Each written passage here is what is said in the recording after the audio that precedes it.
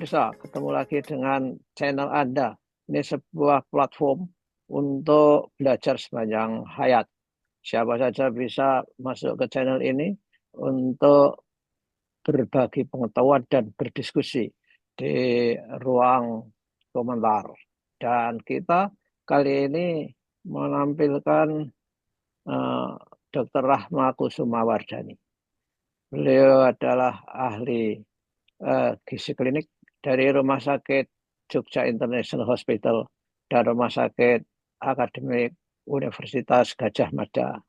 Nah, kalau saja gadget Anda kedatangan videonya Dr. Rahma, ini karena editor channel kita yang luar biasa, Mas Heri.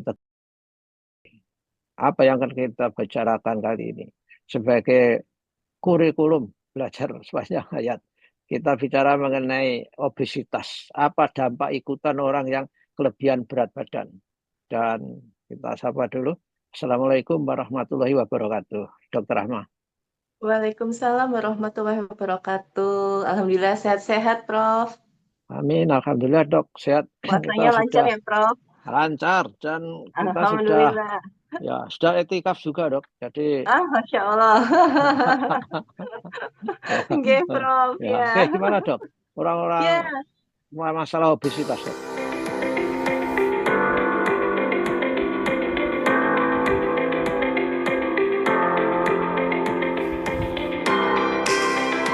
baik. Terima kasih, Prof. Jadi tentang obesitas ini memang sudah menjadi salah satu concern ya kesehatan di dunia. Kalau Mhm. dulu mungkin kita concernnya hanya masalah kekurangan gizi. Jadi orang-orang yang malnutrisi, kurus, tidak apa namanya, tidak ada makanan yang cukup. Tapi sekarang ternyata di Indonesia, di dunia bahkan itu Ya. mengalami yang namanya double burden ya, Prof ya. Jadi Oh, kita mengalami dua masalah, yaitu hmm, malnutrisi. Dalam hal ini mungkin yang jadi concern adalah stunting gitu ya. Dan ya. yang salah satunya lagi adalah obesitas, Prof. Ya, dan sebetulnya dari dunia kesehatan, terutama dari gizi klinis, ini sedang mengajukan atau bahkan di beberapa negara ya, obesitas ini bukan hanya suatu gejala, tapi ini sudah merupakan suatu disease, penyakit. Ya, Oh, ya, obesitas itu sudah dianggap sebagai suatu penyakit. Jadi bukan ya. hanya dia ada apa namanya berat badannya berlebih atau dia gemuk enggak, tapi ternyata sudah dianggap sebagai suatu golongan disease atau penyakit gitu ya. Hmm. Nah, eh, untuk obesitas ini kita ada kriterianya. Jadi kalau di Asia, di Indonesia, paling mudah kita menggunakan IMT atau indeks massa tubuh. Masa tubuh Indeks ya. massa tubuh, betul, itu merupakan pembagian dari berat badan dibagi dengan tinggi badan dalam meter di pangkat 2. Jadi Hmm. kalau IMT kita antara 18,5 sampai 22,99 itu termasuk normal. Itu putri Kalau ya, dok ya, 20, untuk ya wanita. sama Prof. Ya, betul. Sama laki perempuan. Kemudian kalau 23,00 sampai 24,99 itu overweight ya. Hmm. Masih kelebihan berat badan. Tapi Kalau kalau sampai sudah 30, gimana dok? 30, waduh, 35? itu sudah obesitas, bahkan kalau lebih dari 40 kita sebutnya obesitas morbid. Jadi ya itu tadi memang yang obesnya yang sudah sangat berlebih itu ya Prof ya. Oh, Betul. Nah morbid. itu nanti banyak Apa sekali. dok? Kalau Mananya morbid? ya jadi istilahnya ini seperti sudah suatu penyakit ya, sudah suatu penyerta penyakit Oke, seperti itu. ya, ya, ya. Ya, Nah, oke. untuk mengetahuinya banyak sekali bisa menghitung manual atau banyak aplikasi ya kita untuk Ya. menghitung IMT kita sebetulnya ada di mana. Nah, penyebab Kan dari dok, obesitas pakai meteran ya juga bisa dok. gimana Prof? Pakai meteran juga bisa, pakai Oh meteling ya, itu. iya Prof. Oh, sama satu lagi Prof, yang bisa kita lihat juga obesitas sentral Prof. Jadi Oke. diukur lingkar perutnya. Nah, Ya, ya. jadi kalau untuk wanita kalau lebih dari 80 atau kalau laki-laki lebih dari 90, nah hati-hati Ya, nih ya. sudah mulai masuk di obesitas sentral ya. Oke. Nah, penyebab obesitas apa? Jadi kalau secara mudahnya itu kan penyebabnya karena jumlah kalori yang masuk lebih banyak dibandingkan energi yang dikeluarkan. Makannya Hmm. banyak, tapi aktivitasnya kurang. Mungkin tidak Hmm. pernah olahraga, atau sehari-hari pekerjaannya lebih banyak duduk, menatap Ya. layar monitor, atau apa namanya, laptop gitu ya. Nah, tapi ternyata penyebabnya tidak hanya itu, Prof. Faktor genetik ya, genetik itu Ya. juga ada berpengaruh. Faktor stres itu juga berpengaruh. Sosial ekonomi, mungkin keterbatasan untuk pilihan makanan, dan Hmm. tidak lupa yang lagi ngetren sekarang lingkungan obesogenik, Prof.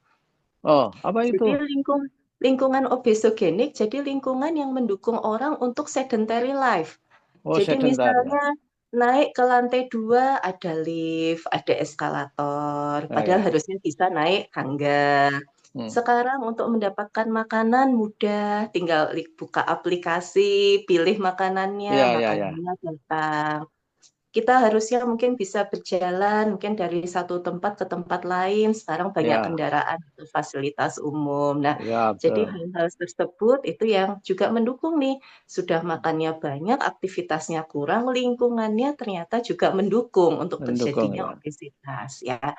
Nah, apa akibatnya ketika kita mengalami obesitas ya? Secara pastinya faktor, kesehatan fisik pasti akan terpengaruh, kesehatan mental itu nanti juga harus diperhatikan. Dok, kalau kesehatan mental anu, Dok, asalnya dari Iya, minder kali ya. Oh, aku kok nggak nggak slim, aku kok iya, nggak keren bentuknya, iya, ombor-ombor betul. gitu kali, Dok. Iya, betul sekali, Prof. Jadi, kesehatan mental di sini, jadi mungkin tanpa kita sadari, walaupun mungkin tidak semua ya, mungkin ada orang-orang yang memang tetap merasa nyaman gitu ya dengan, Ya. kondisi tubuhnya, dengan masalah beratnya, menganggap itu bukan suatu masalah gitu ya. Hmm. Tapi sebetulnya ternyata itu juga akan berpengaruh. Betul, mungkin, akan ada yang mengalami, maaf mungkin dibully, mungkin ya istilahnya sering Ya, ya, "Oh ya. oh kamu makannya banyak," mungkin istilahnya diolok-olok untuk bercanda, tapi sebetulnya Ya. mungkin masuk ke hati gitu ya, Kalau Prof, ya. kalau kalau ketemu, wah kok tambah makmur sih. Ah, ya, iya Kalau ya. penyebab yang satunya tadi sebelum saya intervensi tadi apa, Dok? Heeh, nah penyebab satunya faktor akan berdampak pada kesehatan, Prof, ya. Kesehatan ya. Kesehatan secara umum, ya. Pasti sudah banyak sekali para pemirsa gitu yang membaca, orang yang mengalami obesitas itu adalah salah satu faktor resiko terjadinya berbagai penyakit non-communicable.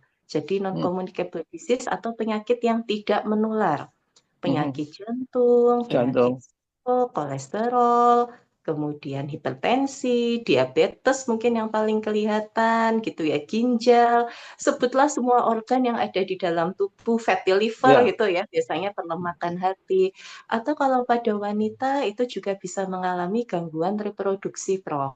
Oh, ya, Paling ya. sering, nah ini saya juga sudah sering sekali mendapati pasien usianya masih muda, 18 tahun, 20 tahun, jadi sudah mengalami gangguan reproduksi, gangguan menstruasi, dan dari dokter kandungannya hanya menyarankan satu, Prof, Hmm. turunkan dulu berat badannya. Iya, iya, ya. Turunkan berat badan baru diperiksa beneran. Iya, betul. Jadi tidak ada, saya tanya, ada obat yang diberikan atau ada terapi yang harus dilakukan? Belum ada, Dok. Saya cuma dirujuk ke sini, saya diminta untuk menurunkan berat badan terlebih dahulu. Baiklah, ya jadi seperti itu Ya. ya. Jadi, banyak faktor yang terpengaruh. Kemudian sama satu lagi, Prof, yang sering, mulai mengalami gangguan aktivitas. Hmm. Lututnya sakit, Sakit, punggungnya sakit, kakinya sakit, sama dokternya diminta apa? "Bu, Pak, berat badannya diturunkan dulu." turunkan. Gitu. Dan Iya. dan ditambah ngantuan, Dok. Kadang-kadang Nah, ngantuk itu orang. iya betul, Prof.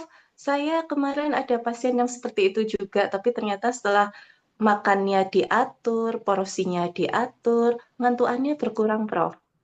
Iya, Hmm. jadi ternyata itu Iya, berpengaruh. ya.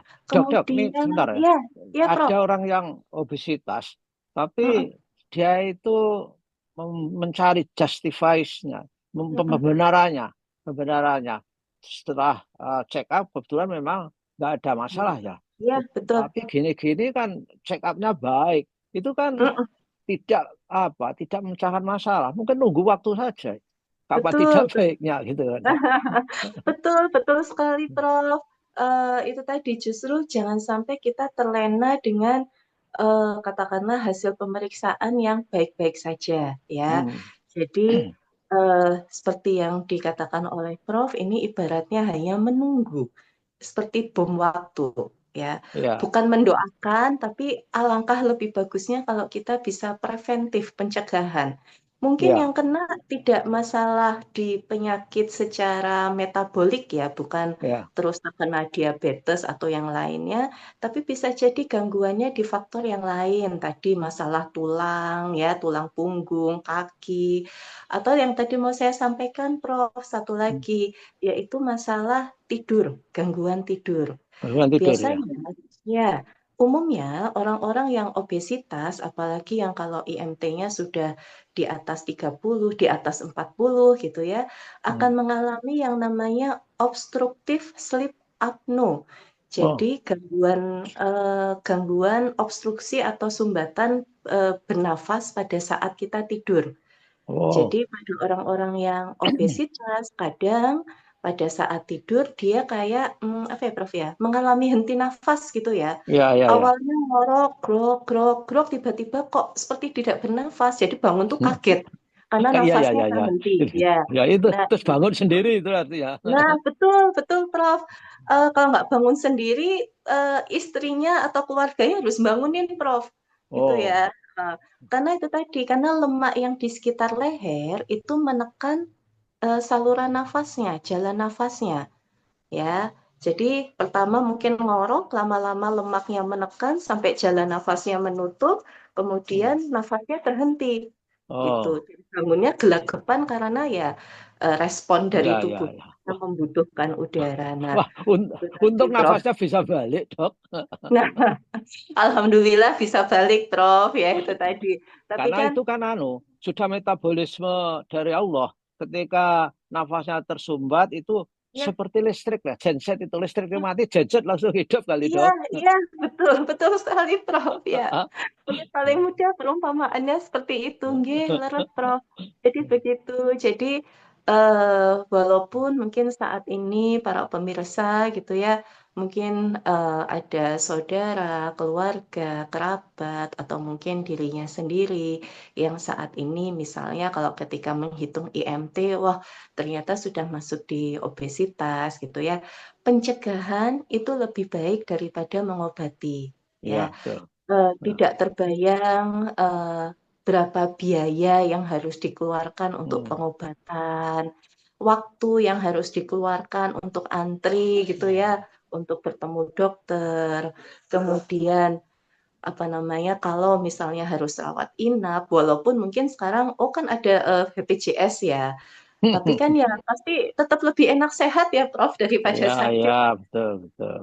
Mungkin Iya, kondisinya mungkin diperbaiki, Dok. Di samping ada lift, iya. ada motor, kondisinya diciptakan kalau saya di rumah. Jadi ditulis di laminating, gitu. Misalnya Iya. indeks massa tubuh 34, indeks massa tubuh 34. Awas, Ah, awas. iya betul Prof ya. Jadi sangat berharga kualitas hidup kita Prof ya. Jadi harapannya gitu ya, mungkin saya di berbagai episodenya Prof sesekali, sering mungkin ya kita menyampaikan tentang obesitas. Jadi ini bukan hanya sekedar supaya kita ini kurus atau supaya kita badannya bagus atau supaya kita langsing, tapi sebetulnya yang utama lebih ke sehatnya, Ya, kualitas hidupnya. ya, betul. Pastinya kan kita ingin insya Allah umur panjang gitu ya. Ya. Walaupun memang usia ya Allah yang menentukan, tapi alangkah baiknya kalau Hmm. kita dari kita sendiri yang menjaga, jangan sampai kita yang menjadi penyebab terjadinya suatu kondisi yang kondisi sakit pada diri kita. Begitu, Ya, ya, Prof. ya, ya. Baiklah, Dok. Saya kira sudah Ya, jelas ini ya. Obesitas ini bahaya dan bahkan sudah menjadi musuh bersama bagi WHO, betul, Organisasi betul sekali, Prof. Kesehatan Dunia. Maka kita harus aware, paham akan bahayanya itu. Terima kasih Oke. dok atas penjelasannya. Mudah-mudahan teman-teman yang memiliki obesitas segera membuat rencana dan kalau nggak bisa datang ke dokter Ahmad akan dibuatkan meal plan dan itu Meal perlu plan. ditaati. Jangan suka apa cheating Keeping. ketika Ya. ketika meal plan-nya itu sudah dibuatkan karena yang buat bukan seperti orang biasa ngarang-ngarang. Buatnya main plan itu harus sekolahnya panjang dong ya. Jadi Oh. oke, terima kasih sampai ketemu minggu depan dok. Assalamualaikum warahmatullahi wabarakatuh. Waalaikumsalam warahmatullahi wabarakatuh.